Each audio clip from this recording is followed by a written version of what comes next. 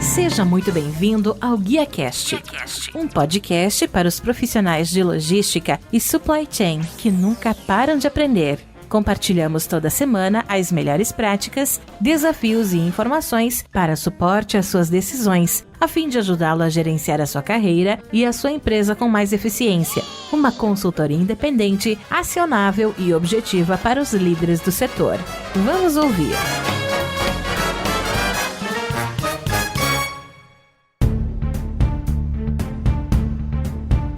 Olá, que tal? Tudo bem? Sejam muito bem-vindos a mais um GuiaCast, a melhor conversa profissional que você vai ouvir, onde recebemos semanalmente um executivo C-Level do setor para falar sobre logística e supply chain. Eu sou o Rodilson Silva, hoje temos a honra de receber um grande amigo que é o Paul Barramondes, que a gente vai falar sobre um tema bastante interessante, que é a regionalização como estratégia competitiva no mercado. O Paul, ele é executivo de logística e também de qualidade, ele atua aí na cadeia de suprimentos, é um diretor executivo de estratégia empresarial, educador empresarial e também negócios. Ele trabalhou em grandes empresas como ZF do Brasil, Ingersoll Rand, Zhongshan e também a Siemens. E atualmente tem dedicado tempo a orientar executivos e empresas em suas carreiras e negócios com foco no desempenho na gestão de processos através da Growth Strategy como mentor, além de orador e escritor de livros. Então, para vocês, um pouquinho aí do Paul Barramondes, conhecendo um pouquinho da sua trajetória. Sem mais, Paul, agora com você, seja muito bem-vindo ao GuiaCast. Muito obrigado por abrir um espaço na sua agenda e me ajudar a fazer mais episódios. Imagina, Odilson, eu que agradeço a oportunidade de poder bater esse papo. Você é um grande amigo, a gente tem contato sempre aí. Quando você me fez o convite,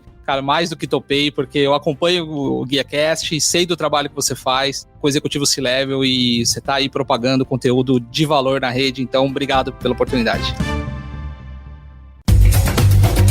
Por que vale a pena se tornar um conselheiro e ampliar a sua atuação no mercado? Existe um enorme e silencioso movimento acontecendo nas empresas brasileiras atualmente. Nesse momento, milhares de empresas estão estruturando seus conselhos, quer sejam consultivos ou de administração, e precisam da experiência de profissionais, executivos e empresários de várias áreas e segmentos de negócios. E diferente do que acontecia no passado, não é mais necessário ter atuado como presidente ou diretor financeiro de grandes empresas ou multinacionais para obter uma vaga no conselho. Não funciona mais assim.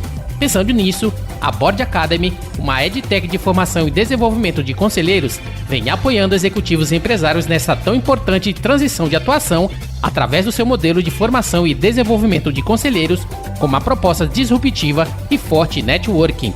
Descubra o que é preciso para se tornar um conselheiro bem-sucedido e amplie a sua capacidade de liderança com o programa do Board Club. Acesse boardacademy.com.br, amplie a sua atuação e avance em sua carreira.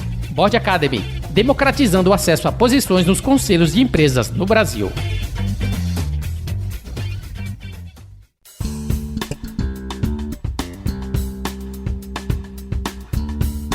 Como eu falei, o nosso papo de hoje é para falar um pouquinho sobre regionalização, dando continuidade, né, até para falar um pouquinho, trazer um spoiler pro público, né, do nosso bate-papo de hoje. Você poderia falar para a gente o que seria o processo de regionalização, até porque não é algo tão comum que a gente ouve habitualmente na cadeia de supply chain como um todo. O que seria isso e como que você poderia introduzir para a gente, como que se aplica principalmente no nosso espaço aqui no Brasil? Vamos lá. O processo de regionalização nada mais é do que você transformar um item que normalmente você importa ele num produto local com uma qualidade igual ou superior ao item importado. Sempre quando eu falo superior, normalmente é motivo de polêmica, né? Vai assim, poxa, mas eu importo um material de determinada região, né? Como é que você vai conseguir fazer um material com uma qualidade superior? Quer dizer que a gente sabe fazer o produto, né? Sabemos e sabemos muitas vezes fazer melhor. Por quê? Porque por mais que você importe, o mercado deles é diferente do nosso. Às vezes nós temos particularidades que não é considerado no produto importado e quando você ajusta para o mercado local, você tem um produto com uma qualidade sim superior percebida pelo cliente. Então esse trabalho, né, que eu vejo as empresas investindo muito pouco ainda, né, elas deveriam investir mais, principalmente com a alta do dólar e a alta do euro, mais do que nunca é fundamental, não só para fomentar as empresas locais, que têm capacidades incríveis de execução, mas também para reduzir custo e você ter a operação mais na sua mão, né? E não contar com variáveis, não teve voo,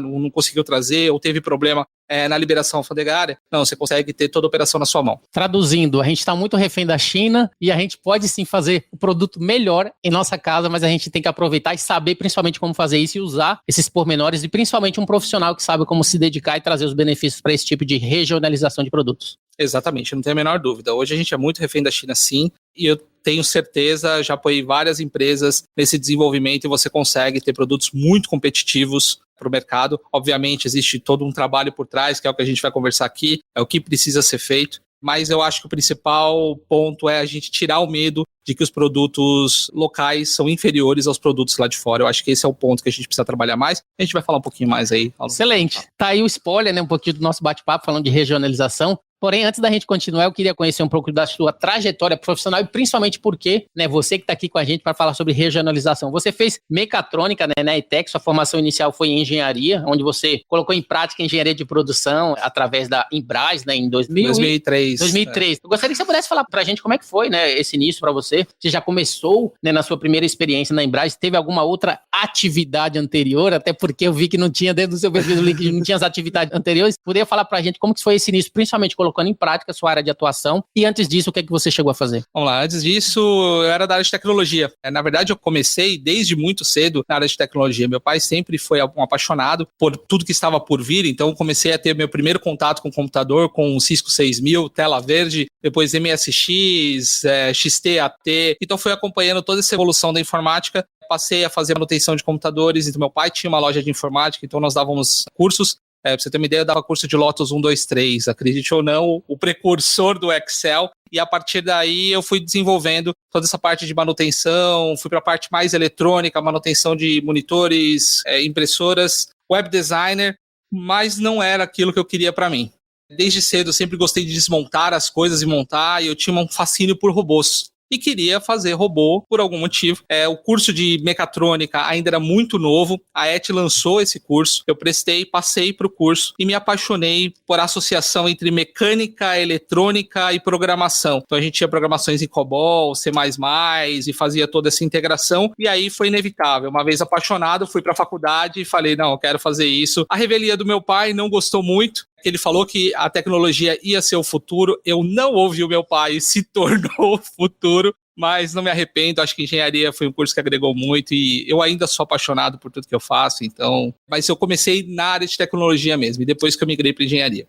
Eu acho muito importante, até porque a engenharia hoje, se você levar em consideração, a engenharia em si, ela tem um contexto de que você se prepara para atuar em qualquer atividade, né? Então é importante. Eu que trabalho com consultoria também, a gente vê que muito do background do pessoal que trabalha com a gente vem de engenharia. Hoje tem engenharia trabalhando em banco, hoje tem engenharia trabalhando em diversas áreas, então você tem um background de engenharia, querendo ou não, te prepara até porque são vários anos de dedicação que dá um overview geral, não só da parte técnica, mas também da parte teórica e um pouco da parte prática no contexto aí de você se tornar um profissional e atuante em qualquer área. No seu caso, você não seguiu, né, esse pretexto inicial, não seguiu, né, esse contexto de fazer aquilo que você gosta, mas assim como a gente falou no início, você se formou em engenharia, você também trabalha hoje, como a gente falou um pouco na sua apresentação, tem atuado como executivo global, voltado aí de supply chain, mas principalmente também executivo voltado para orientação de executivos, orientação de carreira, o que é bastante importante, né? Você também tem um canal no YouTube, você tem atuado com a Growth Strategy, exatamente trazer profissionais e executivos, né, dentro de um contexto de que eles se apresentem melhor para o mercado, tenham um renome, principalmente saibam como voltar para o mercado de trabalho, às vezes ele precisa de uma orientação e alguém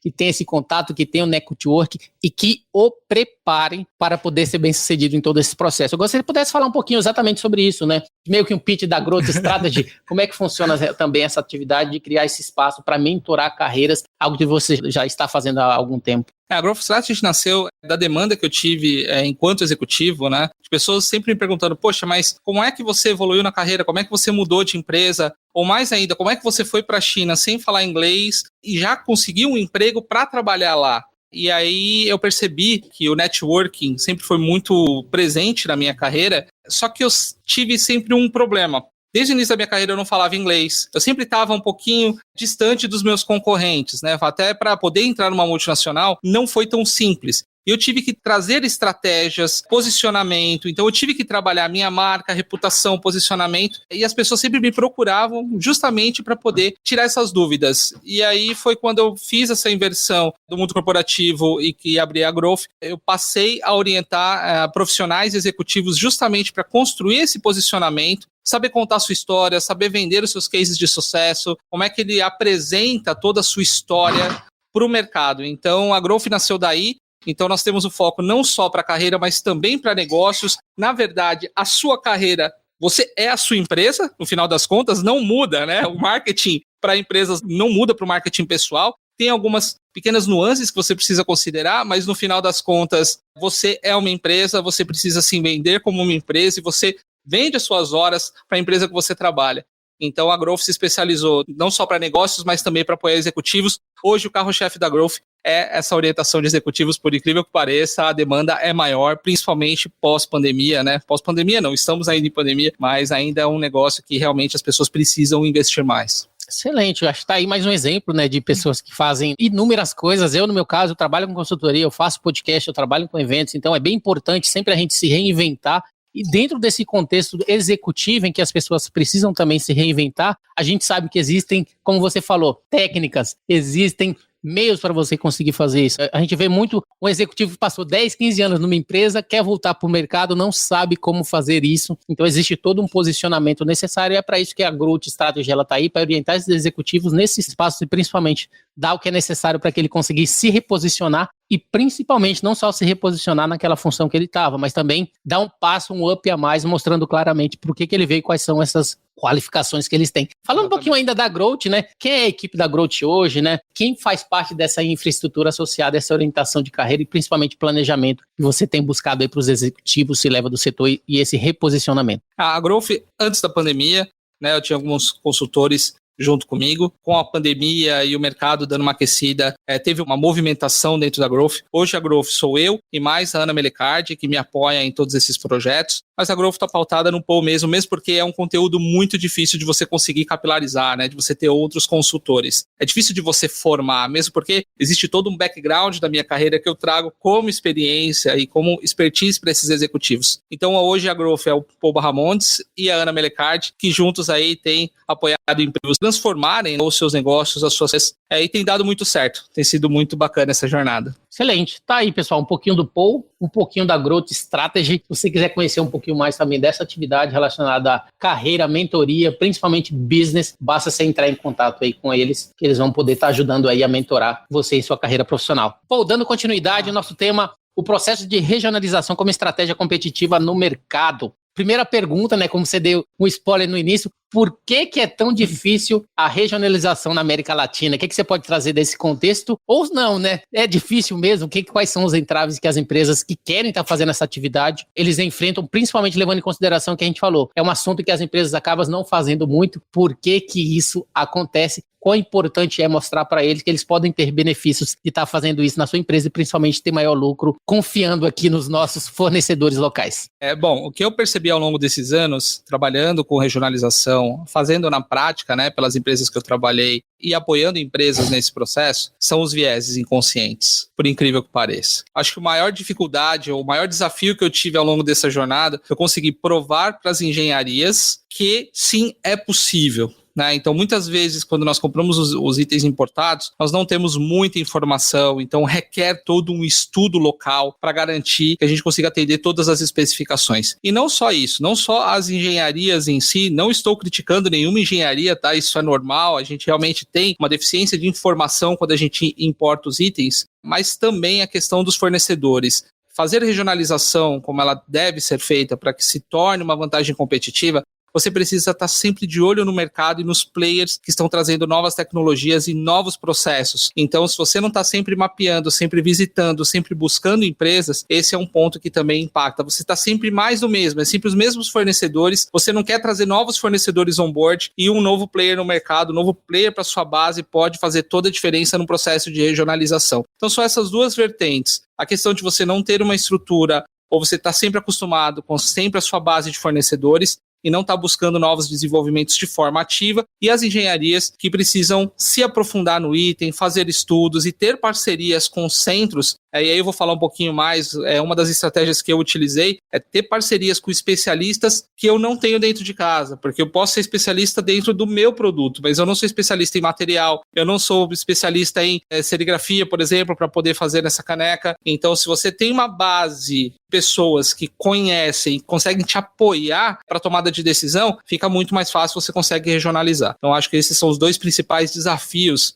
que o mercado enfrenta para poder transformar um produto de importado para nacional. E se a gente entra no contexto, né, de desempenho, até porque quando a gente fala de aquisição da China, a gente sabe que tem um lead time longo, são produtos que se der um problema de qualidade aqui, a gente não consegue devolver. Eu já trabalhei com empresas que era 100% China, né? Mas por que era 100% China? Eles já estavam acostumados nesse modelo de atividade. Aquilo que você falou, a engenharia às vezes ia dar muito trabalho fazer todo um desenvolvimento local nesse processo de ter especialista, ter parcerias assim por diante. Então, se a gente fala de desempenho da organização através de aquisições locais, como que a gente sabe que a regionalização ela pode ajudar no desempenho da empresa, levando exatamente em consideração todos esses pormenores associados à China, que a gente sabe que é longe, Brasil, que está aqui do lado, né? E falando de desempenho, o que muda? Principalmente em empresas que você já teve esse processo de implementação. Não, muda tudo. Você passa a ter a operação 100% na sua mão. Você passa a não contar com variáveis que são importantes no processo. Então, você tem a questão, vamos colocar o mercado hoje, mais ainda com essa questão da Rússia e Ucrânia. Você tem uma dificuldade de encontrar voos, você tem uma dificuldade logística muito grande para você trazer esse item. Então, você já tem uma variável de como é que eu consigo encontrar, se eu não vou fretar um avião para trazer o item para mim, eu tenho que trazer fracionado. Então, você já tem essa dificuldade. Outra dificuldade é quando o material chega no Brasil. Então, você não consegue garantir que você vai ter canal verde, né? A não ser que você tenha um OEA implementado dentro da sua empresa, que você consiga trazer o item de uma forma mais rápida. Você tem essas variáveis e que você tem que incluir no lead time, o que acaba deixando o processo mais complexo, e o seu cliente com certeza vai reclamar se em algum momento alguma dessas variáveis impactar no prazo de entrega. Com o produto regionalizado, você tem tudo na mão. Você tem o fornecedor numa localidade próxima. Se não for tão próximo, nível Brasil, nós ainda estamos falando que está dentro do nosso território. Você tem toda a parte de acompanhamento que você pode fazer no fornecedor. Você tem um maior controle das entregas, um maior controle do processo produtivo, porque é muito mais fácil você colocar uma pessoa dentro de fornecedor aqui no Brasil do que colocar na China. Eu, por exemplo, trabalhei na China, eu tive que ir para lá para poder garantir a qualidade das entregas, né, e fazer com que os itens cheguem do jeito que a gente precisa. Variáveis, por exemplo, que podem ocorrer de dano no transporte, aqui a gente também pode ter, mas é muito mais fácil de você fazer uma troca, ou seja, você consegue ter muito mais controle e ter uma garantia, você vai atender melhor o seu cliente, você vai ter uma experiência diferente com o seu cliente. O que eu posso te dizer? Que de todos os itens regionalizados, os clientes passaram a querer cada vez mais que a gente regionalizasse item. Então você imagina que nós já tivemos rotores enormes, né, para poder fazer um reparo na Alemanha. Então você imagina tirar um baita de um rotor daqui, levar para a Alemanha para fazer um reparo, para depois trazer esse rotor, por que não fazer no mercado nacional? E depois o cliente só querer que, porque ele podia acompanhar, ele podia estar próximo. Então assim, você só tem ganhos com a regionalização, além do custo, né? Eu não estou colocando custo na variável, mesmo porque você consegue ter uma redução de custo e um aumento da sua margem de forma exponencial, principalmente com o dólar e o euro do jeito que está. Isso é excelente a gente tocar no assunto, inclusive, quando a gente falou agora da Rússia e China, né? Eu venho através de uma experiência recente que a gente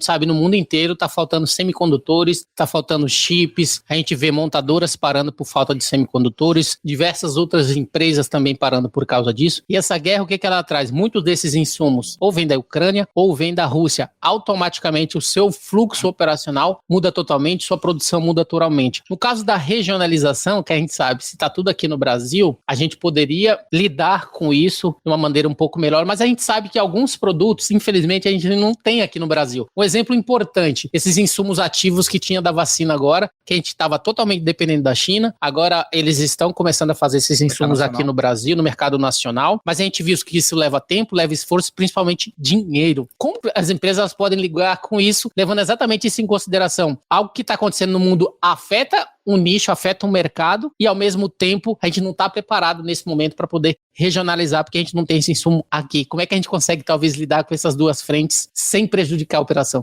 Esse é um assunto até um pouco polêmico, Rodilson, porque a relação que a maioria das empresas tem com seus fornecedores aqui do Brasil é uma relação, eu compro, você me entrega, eu te pago e tá tudo certo. Para você minimizar esse impacto, e aí é onde estão as dificuldades das empresas, é justamente você fazer parcerias, SLAs, que permitam que você consiga ter um estoque desses itens aqui no Brasil e você ter esse fornecimento de uma forma regular e que não seja afetada por esses fatores externos. E é exatamente o que as empresas não querem, tá? Então, assim, eu não posso garantir um estoque no meu fornecedor porque eu não quero garantir uma demanda. Ao mesmo tempo, você fica refém desse tipo de situação que está acontecendo. Então, uma das formas que eu já apliquei ao longo da minha carreira e que funciona é quebrar essa relação fornecedor-cliente, construir parcerias de forma que você consiga ter em estoque aquilo que você não consegue regionalizar, né? E a partir daí você vai poder agregar valor com outros itens que você encontra nacionalmente. Mas isso é muito difícil porque você não quer ter esse compromisso, né, com alguns fornecedores, e é aí que está o problema. Aquelas empresas que realmente fizeram parceria e focaram em construir uma relação ganha-ganha com seus fornecedores, que deixaram de ser fornecedores e viraram parceiros, só tiveram ganhos e passaram a ter um controle muito maior da sua operação aqui no Brasil.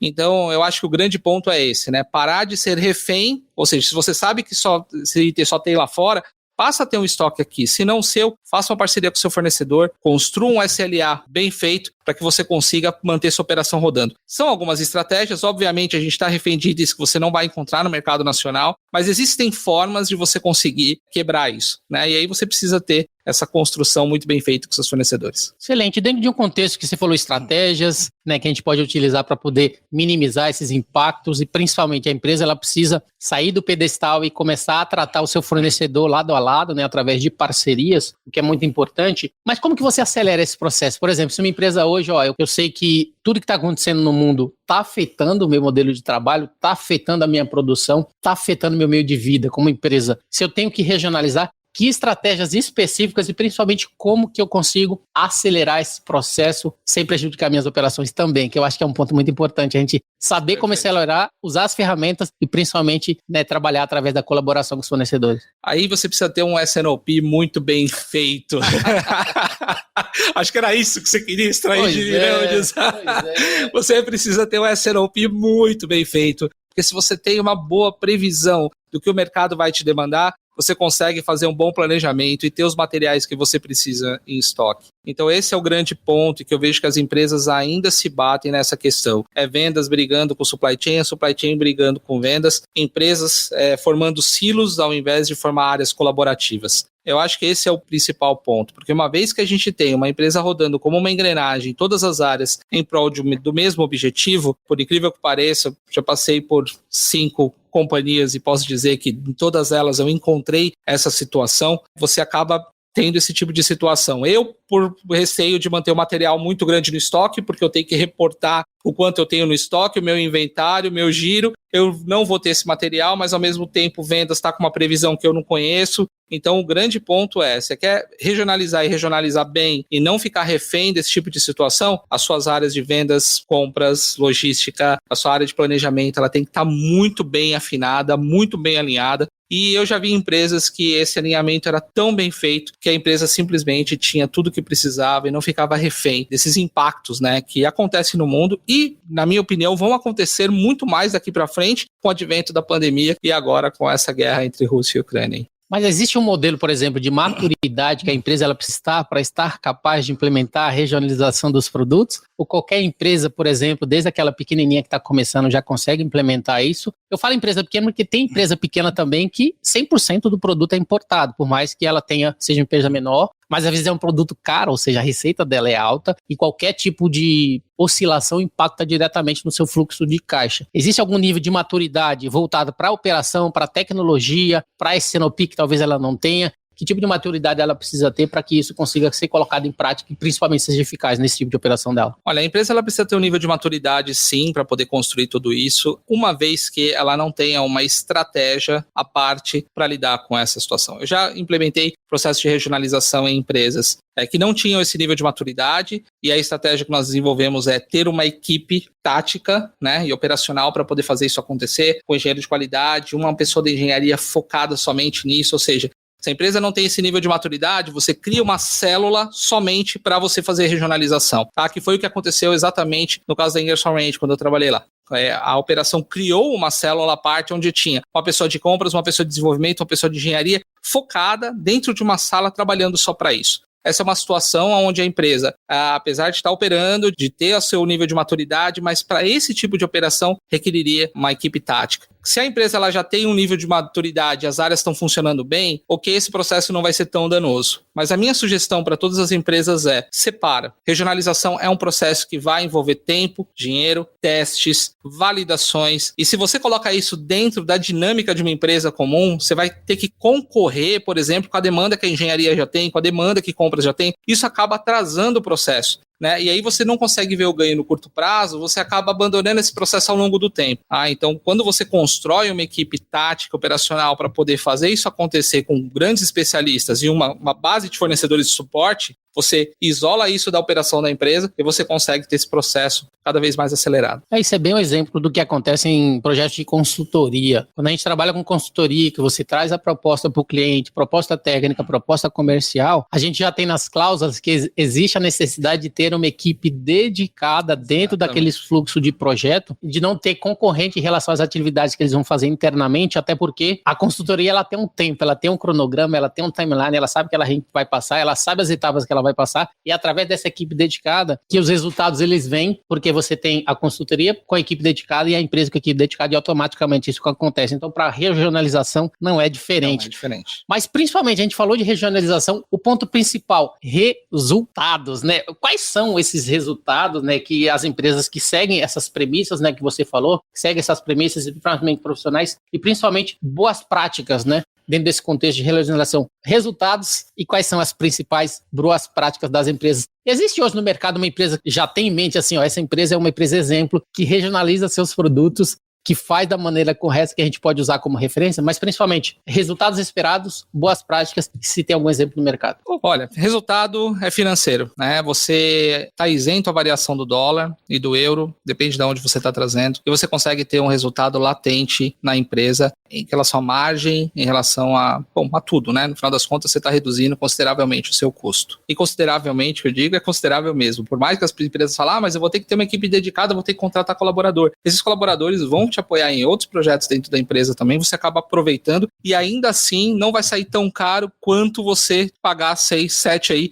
reais por dólar ou por euro nesse processo. Tá? Então você acaba tendo um resultado muito grande para a organização. Todas as organizações que investiram em regionalização tiveram resultados exponenciais. Tá? Exponenciais. Eu participei ativamente de projetos nas empresas pela qual passei e posso te dizer que as empresas que começaram esse processo não largavam. Se você me perguntar uma empresa modelo nesse processo de regionalização, eu posso te dizer situações em que ocorreram, mas eu não consigo te trazer uma empresa que somente investe nisso. Ainda assim, esse processo se perde. Pelas empresas que eu passei, eles acabaram por não ter um especialista, acaba tendo um turnover nesses profissionais, que quando você tem uma equipe que faz isso, eles são escassos no mercado, e aí as empresas acabam tirando esses profissionais. Foi um dos motivos pela qual eu saí das empresas que eu passei, e aí esse processo acaba morrendo, né? E aí na hora que você vê lá nos KPIs o número baixando, você lembra que esse processo era importante. Então, assim, das empresas que eu passei, o maior resultado da organização ou de supply chain vinha da regionalização, tanto que tinha um saving específico, né, para regionalização, que era sempre muito maior do que os savings de 5%, 7% que você tinha nas negociações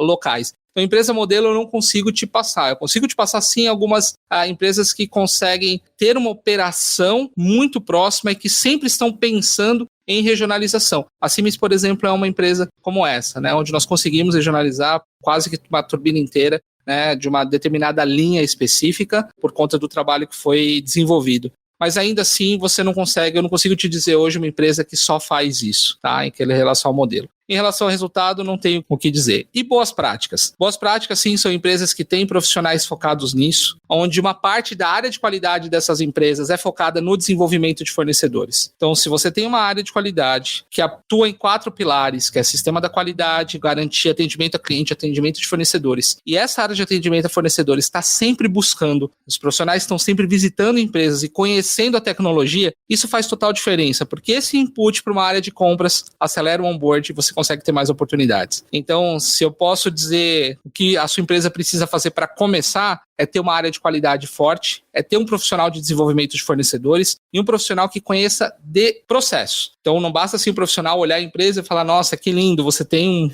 um equipamento X, e também não conseguir entender o que a empresa pode fornecer para você com esse equipamento que ela tem. Você tem que olhar a empresa e você mapear todo o potencial dela para dentro da linha de produtos. essa é uma boa prática que funciona e que quando você tem uma área de qualidade forte, ela passa a retroalimentar o processo e gerar mais resultado. Excelente, eu acho que você deu exemplo, né, de turbina, eu vejo na minha cabeça quando você falou turbina também motores, empresas que trabalham nessa parte de manufatura, que depende muito de equipamentos eletrônicos, a gente sempre sabe que a gente tem polos industriais espalhados pelo Brasil, a gente tem, né, a Zona Franca de Manaus, que tem muitas empresas que têm as qualificações necessárias para poder produzir esses produtos, e principalmente empresas nacionais, como a gente está falando de regionalização, né, então a nossa indústria como um todo, principalmente essa parte de produtiva, está bem preparada para isso, e a gente só precisa, como a gente falou, ter o profissional adequado, a gente só precisa ter os processos adequados, a gente precisa seguir premissas importantes para colocar isso em prática na empresa e principalmente trazer o principal resultado, como você disse, financeiro.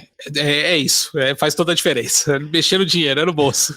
Excelente. Pessoal, esse é um pouquinho do nosso tema, falando um pouquinho de regionalização de produtos, bastante importante. Se você quiser conhecer um pouquinho mais, é só entrar em contato aí, quer seja comigo, que eu passo contato aí do Paul, ou falar diretamente com o Paul Barramon, você vai encontrar ele aí no LinkedIn, que ele vai poder te ajudar a trazer um pouquinho, né, sobre o que você precisa para poder regionalizar seus produtos e principalmente ter maiores resultados financeiros. Pô, dando continuidade, né, agora as nossas perguntas finais, né, eu vi no LinkedIn, né, que você foi um dos autores ali do livro Pietra e Petrônio, né, Valores por um Mundo Melhor, que apresenta um livro ilustrado, que é algo bastante interessante, né, com historinhas baseadas nos valores corporativos da Petronet, empresa de tecnologia. O que significou, né, para você exatamente essa experiência desse trabalho de autor em poder contribuir no aprendizado para crianças, né, principalmente em situação de vulnerabilidade emocional, para você falar um pouquinho para a gente sobre essa experiência e principalmente esse trabalho. Foi uma experiência incrível, fui convidado através da Andréa Espírito Santos, da Manchete Editorial. Obrigado, Andréa, por ter me proporcionado essa experiência.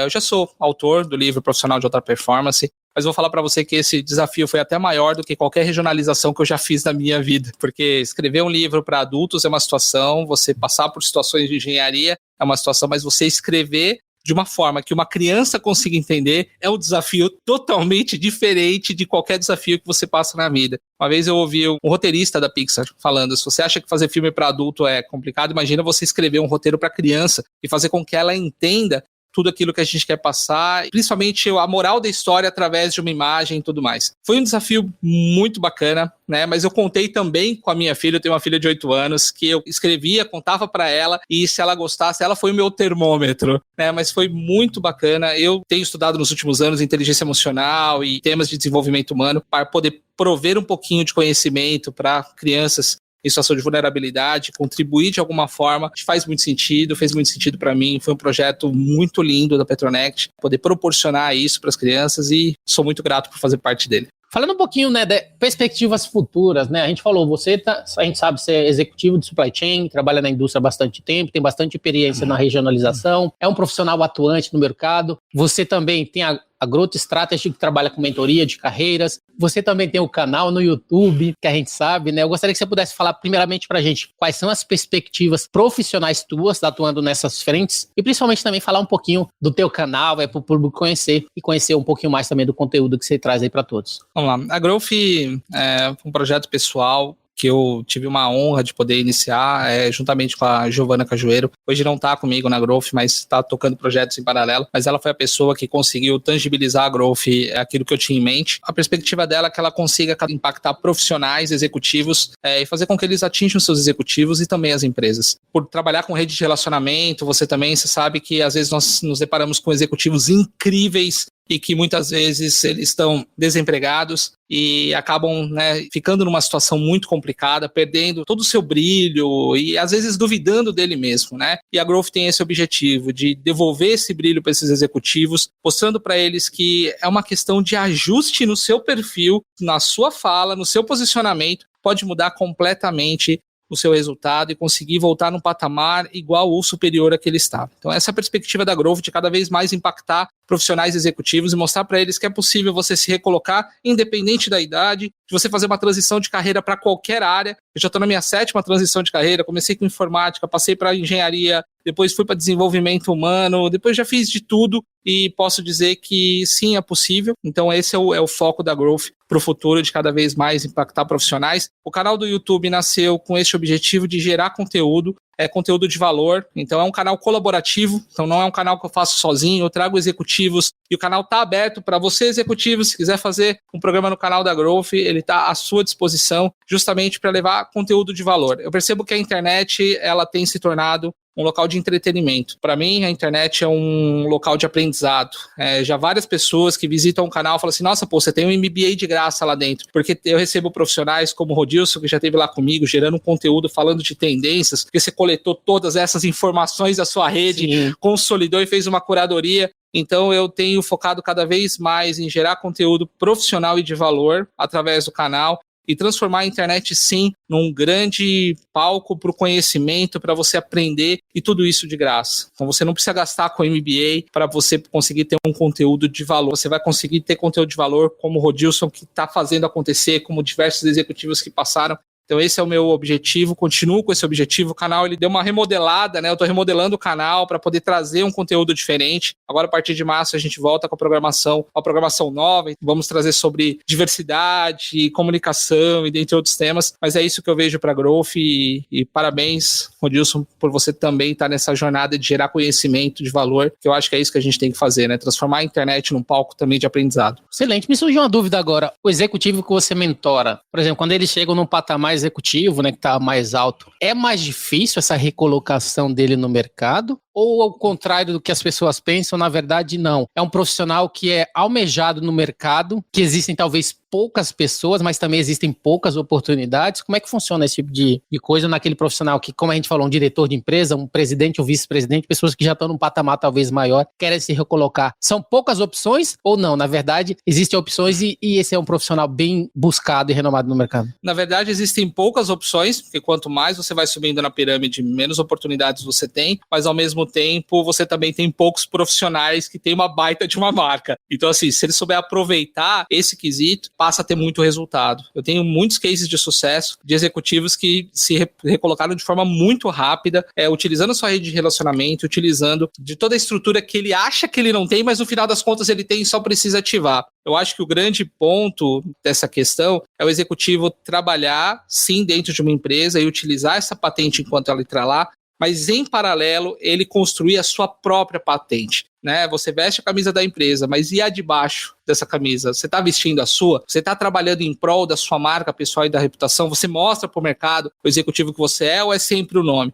Então, por todas as empresas que eu passei, eu sempre busquei ter o nome Paul, não o Paul da. E isso fez toda a diferença na minha carreira. Sim. Então, assim, acho que tem poucas vagas sim, mas se o executivo souber trabalhar isso muito bem, ele tem mais oportunidades do que escassez. Excelente. Tá vendo aí, pessoal? Aqui você aprende um pouquinho sobre o Paul, aprende sobre regionalização, aprende sobre carreira, como se posicionar aí como profissional, né? Então é bastante importante a gente entender. O Paul, ele falou que ele mudou 8 vezes, né, de área, né? Eu aos poucos estou fazendo também diversas atividades, então é importante você profissional, né, sair da sua zona de conforto e principalmente se preparar para atuar em diversas frentes. O mercado ele está mudando, o mercado ele exige melhores profissionais mais preparados, aqueles que estão mais preparados vão se destacar e vão estar preparados para usufruir as oportunidades. Então você que está acompanhando a gente, falando um pouquinho não só de regionalização, mas principalmente de carreira, se posicione, aprenda, seja um profissional diferenciado, se precisar de ajuda para se recolocar, fala com o Paul, tá bom? Paul, essa foi minha última pergunta, né? De qualquer forma, eu gostaria de agradecer a sua participação, a sua disponibilidade de estar com a gente, né? E principalmente gostaria que você pudesse deixar os seus contatos, principalmente, e fazer as considerações finais aqui para os nossos GuiaCasters.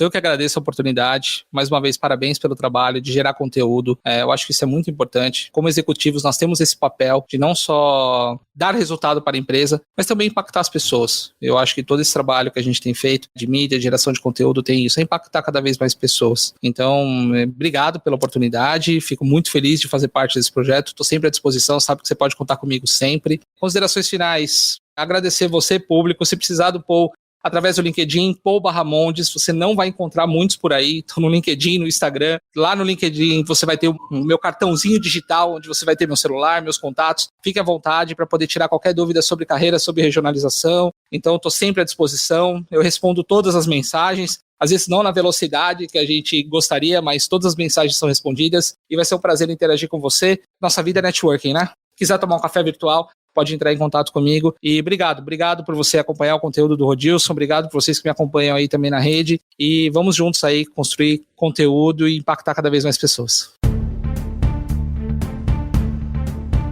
Pessoal, mais uma vez o GuiaCast teve a honra de receber Paul/Mondes, que conforme falamos, executivo global de supply chain e também mentor de carreiras, onde falamos sobre o tema, o processo de regionalização como estratégia competitiva no mercado. Se você gostou desse episódio, você pode compartilhar com seus colegas, amigos e profissionais de supply chain. Se possível, deixe uma avaliação e um comentário em ratethispodcast.com/GuiaCast. Você, profissional de supply chain, de logística, também executivo, que quiser estar aqui comigo gravando aí no GuiaCast, quiser bater um papo, falar sobre seus produtos, falar sobre os seus serviços, o canal aqui ele está de portas abertas para que a gente consiga contar um pouquinho da sua história e principalmente do seu core business. Tá bom? Então, eu sou o Rodilson Silva com Paul/Mondes, que te envia um GuiaCast. Abraço a todos vocês. Até a próxima. Tchau, tchau.